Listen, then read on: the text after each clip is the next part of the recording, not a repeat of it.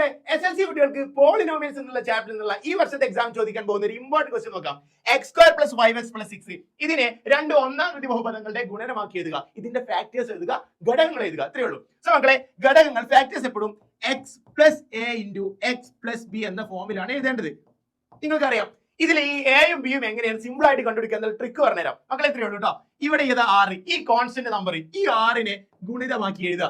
6ന്റെ factors 1 × 6 ഉണ്ട് and 2 × 3 ഉണ്ട്. ഇതല്ലേ ഉള്ളൂ.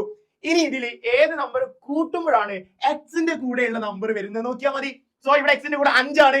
1ഉം 6ഉം കൂട്ടിയാൽ എന്തല്ല, 5 അല്ല, അത് 7 ആണ്. സോ മക്കളെ 2ഉം 3ഉം കൂട്ടിയാൽ 5 ആണ്. സോ ഈ എയും ബിയും 2ഉം 3ഉം ആണ്. സിമ്പിൾ. സോ മക്കളെ എത്രയേ ഉള്ളൂ. ഈ എക്ക് പകരം ഞാൻ എന്ത് കൊടുത്ത് 2 എന്ന് കൊടുക്കാം, ബിക്ക് പകരം 3 എന്ന് കൊടുക്കാം. Very very very simple. So x + 2 × x + 3 is the answer.